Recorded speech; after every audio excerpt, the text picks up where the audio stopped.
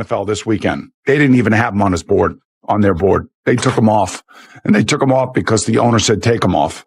I don't want that guy.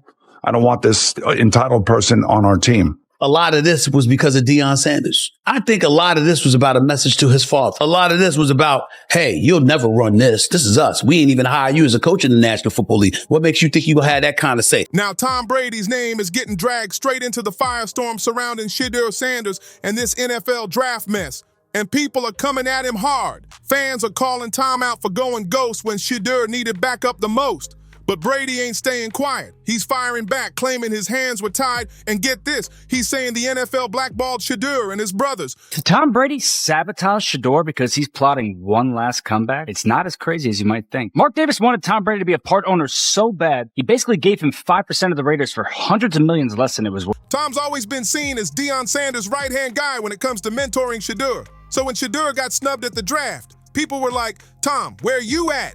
Fans expected him to make some powerful calls, knock on doors, pull serious strings. Instead, nothing happened. And now Tom's claiming the league intentionally iced out both Shedeur and Shedeur Sanders. Why would the NFL do that? Some insiders say it's a straight-up power play, like the league wanted to flex and put them boys in check. They're saying Deion's sons got caught up in league politics. And whatever Deion did to tick folks off, his sons are paying the price. But the real question is, what did Deion do to make the NFL come for his whole bloodline? And more time in the film room. Thank you, Tom. I appreciate that. I seen you have one too, Tom. Don't think I seen you. I was just a rental. Hey, I had a few bucks in my pocket at that point. I see some car stores on where to get. Something ain't adding up here. And the streets are buzzing, and Tom Brady's name is getting scorched in the process. The loudest one throwing gas on the fire? Skip Bayless. He's been wilding on Twitter, straight up accusing Tom of blocking Shedeur's shot. Skip dropped a tweet saying it is now pretty clear. Tom Brady, who mentored Shedeur, told the Raiders not to take him. Duly noted. And that ain't all. Skip kept snapping. In another post, he asked, how could Tom Brady's team pass on Shedeur again and again and again? Here's why it's getting real sketchy. Tom Brady actually owns a chunk of the Las Vegas Raiders. That's right, his team. So when Shedeur didn't get picked by the Raiders, one of the flashiest squads out there, fans were instantly suspicious. Folks are asking, did Tom block that on purpose? And it gets crazier. Tom's been mentoring Shedeur for almost 5 years. They've trained together, hit the field together, and Tom's always been hyping him up in interviews, calling him focused, talented, and a future star. So now, people want to know, what really went down?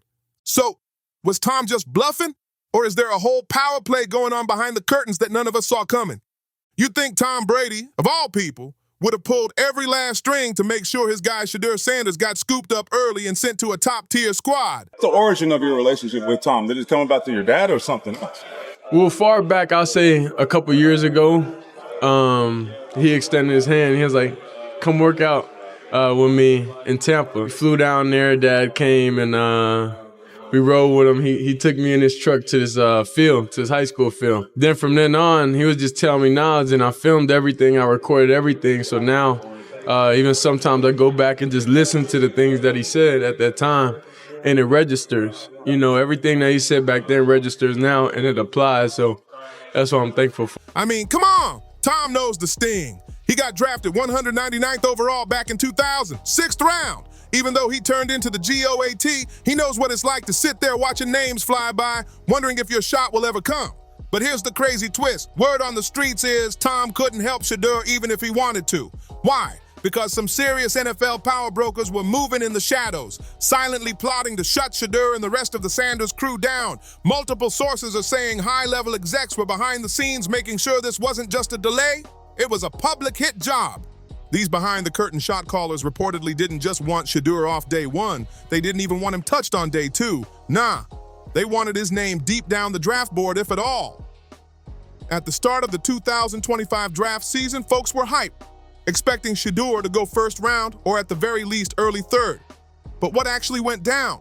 He got scooped in round 5, 144th overall. That's straight up cold. And fans, they were left speechless, calling it shocking doesn't even cut it. Whispers turned into full-blown conspiracy talk. Something shady had to be happening behind those closed doors. And now, it's looking like those whispers were dead on. Let's get one thing straight. Shedeur ain't just some no-name QB trying to slide into the league. Before I go, Tom, do you think a college kid needs a phantom like a Rolls Royce? Nah, Hey, no, it's not a Phantom. It's a Rolls Royce Cullinan. I think he needs to get his ass in the film room and spend as much time in there as possible. Thank you, less Tom. time in the car and more time in the film room. Thank you, Tom. I appreciate And I that. seen you have one too, Tom. Don't think I seen you. I was just a rental. Hey, I had a few bucks in my pocket at that point. I'll see some car stories when we're together next. He's football royalty. His pops is none other than Deion Sanders, a straight-up icon, not just a Hall of Famer. Deion flipped the whole style of the game. He brought flash, swag, and a whole energy that had people either riding for him hard or praying he'd disappear. Deion didn't just show up, he showed out every single time. Now here's the real question. Is Shedeur Sanders getting punished for his dad's legacy, or is the NFL just not ready for another Sanders to come in and flip the script again?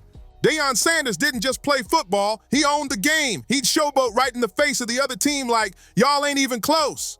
And the wildest part, he meant it and proved it. Deion talked big, walked bigger, and made it all look easy. Folks still talk about how unreal he was, blazing fast, flashy as ever, and never scared of nothing. He was a walking highlight reel. So with all that DNA, you'd think Shedeur would have been locked in for at least the top 3 rounds. Easy.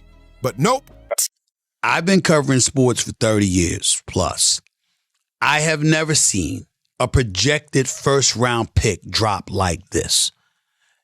5 quarterbacks, as of the time of taping this show, have been picked. There was speculation he was going to be number 1. Right. Now, ultimately, Cam Ward, it was always him or Cam Ward. But how the hell you go from speculating about him or Cam Ward to Jackson Dart? That ain't how it played out. Even the president of the United States couldn't believe it. The man legit asked, what is wrong with NFL owners? Are they stupid? He gave Deion his flowers, called him one of the greatest college football players ever, and even better in the league. Then he went all in on Shedeur too, saying Deion's a sharp, street-smart coach and Shedeur's got superstar blood. His exact words, he should be picked immediately by a team that wants to win. But guess what? That didn't happen, not even close, and the whole world was confused. Everyone was like, why is Shedeur getting treated like this? So what's the deal? Why the cold shoulder? According to insiders, it wasn't just about Shedeur's numbers. It was deeper than that. Word is NFL higher-ups wanted to humble the whole Sanders family. Like, y'all got too loud, too bold, too quick. They wanted to send a message. Fall in line or get pushed aside. And here's where things get uncomfortable. People online started asking, who's really behind all this? Is it Deion's energy, Shedeur's confidence, or is Tom Brady quietly part of the problem too?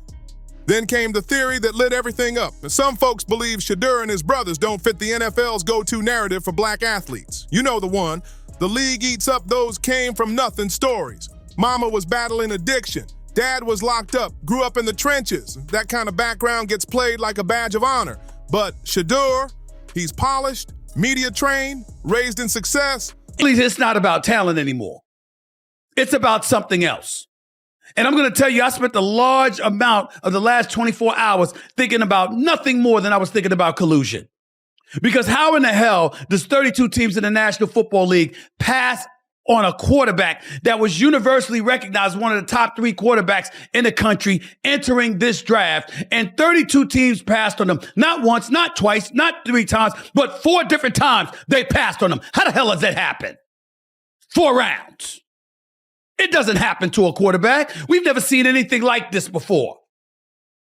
We've seen guys drop because of injuries. We've seen guys drop because of off-field issues, but we've never seen a quarterback projected to be a top 20 pick, universally recognized one of the top 3 quarterbacks in the draft, projected to be a first rounder, in all likelihood a safe bet of a late first rounder, and drop literally to the 5th round. We haven't seen anything like that. And when you're talking about the owners, I'm going to keep in mind, and I tweeted about this, seems very Kaepernick-like, as in Colin Kaepernick. And that might be exactly why the league's acting funny. But Shedeur, nah, he ain't got that rags to riches story the NFL loves to put on a pedestal. He grew up with both parents in his corner, a household full of success, and a last name that already had power. His dad's a legend, his mom's been solid, and he ain't never had to climb out of some gutter. And that's the issue. It's like the league gets confused when a young black athlete comes from stability. They expect pain before greatness, and if they don't see that pain, suddenly they act like something's missing. That's who the Sanders brothers are. They didn't come up hungry on the block or scraping for meals. They had a real foundation thanks to Deion's legacy and a family that held them down.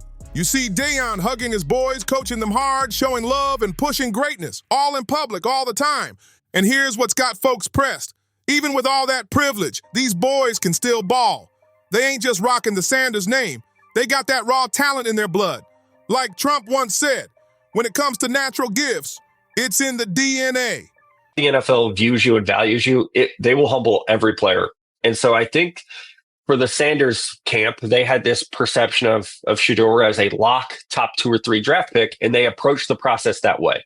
And there was never anyone from the outside who could get through to them and say, wait a second, he's not guaranteed to be a top 2 or 3 draft pick. And the fact that you are approaching this process that way is hurting him. You know, there's this almost folk story about Deion. The New York Giants asked him to take the Wonderlic during his pre-draft process, and he raised his hand and said, what pick do you have? And they answered, and he said, I'll be gone by then, and he got left. Now, I don't know if that story's true or not, but it's been around as long as I've been alive, right? And it almost felt like they were handling the process that same way of saying, okay, well, we're not gonna give our all to teams drafting late in the first round because we're not going to be there. And it felt more like they were saying, why should we want you? Why should Shedeur Sanders want the New York Giants or the Cleveland Browns or the Pittsburgh Steelers? Instead of what every other prospect does is they go into those interviews and say, here's why you should want me. You're selling yourself. It's a job interview. And they really didn't approach it that way. And I think, you know, I don't know that it was personal from the NFL. I think people were just turned off by how they handled the process. And then you have to go through the conversation of how much attention are you willing for a backup quarterback to have in your building? Because once you get past the starter portion of the draft, you're a backup. Once we got there, it becomes the conversation of, okay, do we want all this attention around a quarterback that might be our 3rd guy? And at Cleveland, he might be the 4th guy. And so I think once the slide started, it was hard to stop because of that. But apparently that still don't count if you ain't out here giving trauma-filled interviews or claiming the league saved your life from the streets.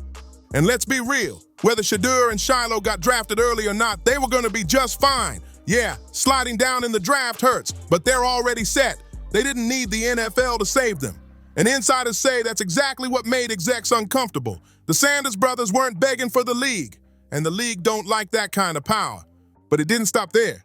It got messier. Word is, Shedeur might have fumbled the bag himself when it came to those pre-draft interviews. And it could have cost him big. Multiple insiders say he bailed on key interviews, claiming injuries. But others say he ghosted meetings altogether with zero explanation. And when he finally did show up, they say he came off cold, cocky, and looked like he didn't even want to be there.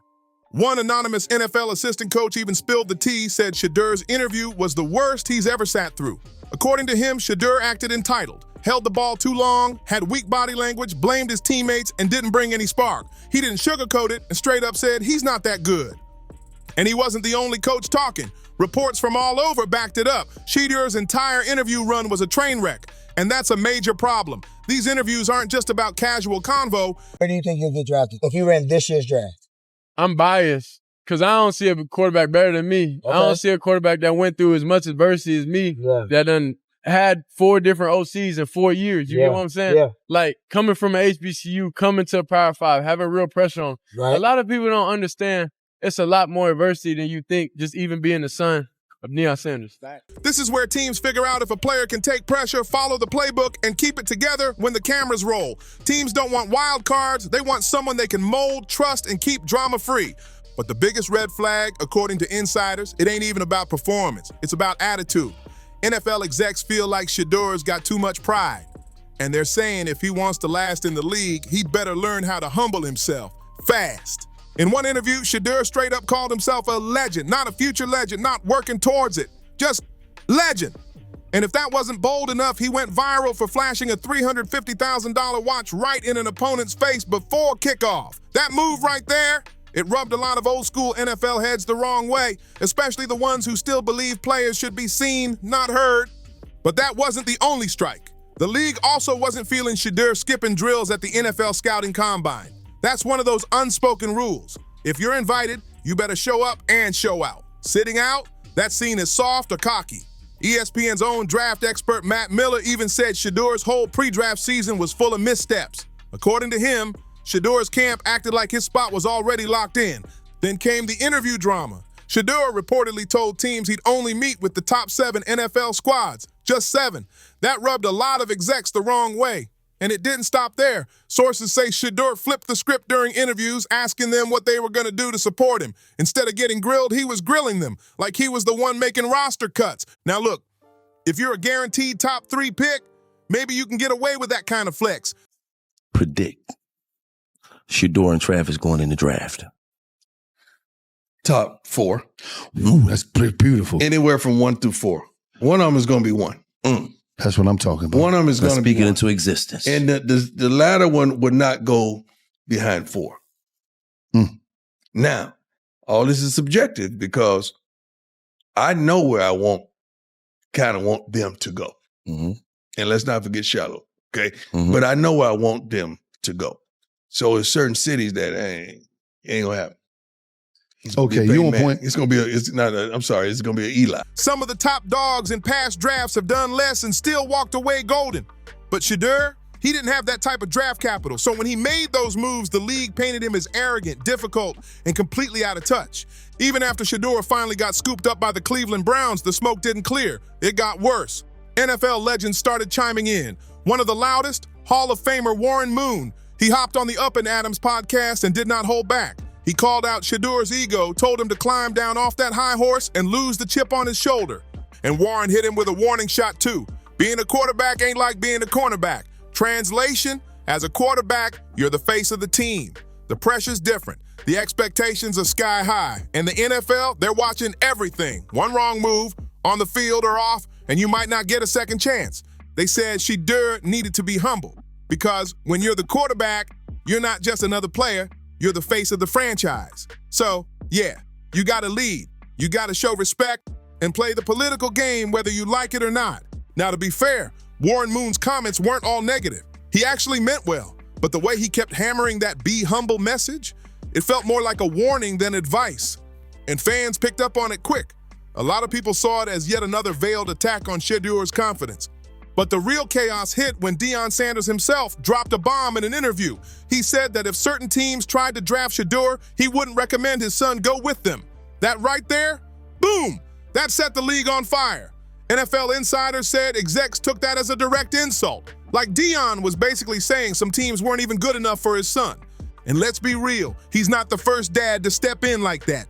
Peyton Manning's family moved mountains during draft season, and no one batted an eye. So why is it different when Deion does it? Why the double standard? Some people think it's personal, that Deion's got old enemies in the league still bitter from his player days. Others say the league never liked his swagger, his confidence, or the fact he refused to tone it down. Either way, the results speak for themselves. Both of his sons got blackballed, no question. Let's not forget, Shedeur was the hottest quarterback in college football. His name was everywhere leading into the draft. But the moment the draft came, silence. Suddenly he dropped? Come on. That don't happen unless there's politics in play. The dude had no off-field issues, nothing wild in his background. He was supposed to go top pick, but they let personal bias cloud the business. That's foul. And then there's Tom Brady. A lot of folks been side-eyeing him for not stepping in, but here's an unpopular opinion. Maybe it's good Tom stayed out of it, because if Shedeur had ended up on the Raiders, people would have just said he got there through Tom's pull and not his own grind. At least now no one can question whether he earned it, because he had to fight through the storm alone. But what do you think? Was Shedeur really blackballed? Did the NFL do him dirty? And should Tom Brady have stepped in, or was he right to stay out of it? Drop your thoughts in the comments. Don't forget to like, share, and subscribe. And I'll catch y'all in the next one.